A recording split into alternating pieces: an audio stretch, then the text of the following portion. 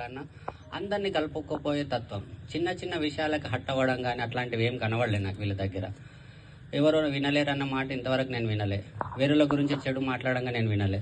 ఎవరు కనబడిన వాళ్ళతో వైపు ఆప్యాయంగా మాట్లాడినరు. అండ్ పని విషయంలో ఎక్కడ కాంప్రమైజ్ కాలే. ఈ బుజ్జి, ఈ మమతా మేడం, నేను స్వామి సార్ ఎక్కడో ఏదో ఊరికి పోతుంటే స్కూటీ మీద తిరుగుతుంది. స్వామి నేను వెళ్ళినప్పుడు ఒకసారి స్కూటీ మీద తిరుగుతున్నది, గ్రాన్యుల్స్ అమ్ముతున్నది ఒక్కటి సింగిల్గా. సారు ఏదో పని మీద తిరుగుతున్నాడు. అట్లా సింగిల్గా స్కూటీ మీద తిరిగి అక్కడ పని చేసి పిల్లలు ఎక్కడ హాస్టల్లో పెట్టి అట్లా కష్టపడి చేసింది. అప్పుడు యూసీడ్ అయినప్పుడు నేను చూసిన. తర్వాత ఇప్పుడు ఒక గ్యాస్ సిలిండర్ బయటకు ఒక సెలబ్రిటీ 10 లక్షలు రావాలంటే నేను మళ్ళీ చెప్తున్నాను, మనము ఒకసారి డ్యూసీడ్ అయ్యేదాకా కష్టపడాలి, తర్వాత కిందోళ్ళు డ్యూసీడ్ అయ్యేదాకా కష్టపడాలి. సో వీళ్ళ పని చూస్తే నిజంగా నిజాయితీ నచ్చింది, హార్డ్ వర్క్. ఒక మనిషికి 16 లక్షణాలు ఉండాలంటారు.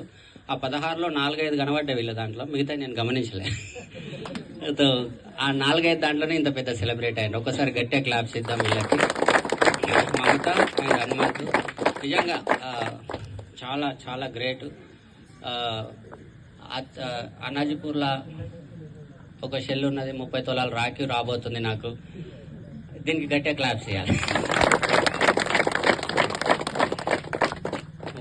7 ఎకరాలు ఉంది, 60 చెప్పను. No problem. సో నేను నెక్స్ట్ ఇన్వైట్ చేస్తున్నాను. గజ్వెల్లి గడగడలు ఆడిస్తున్నా. వద్దా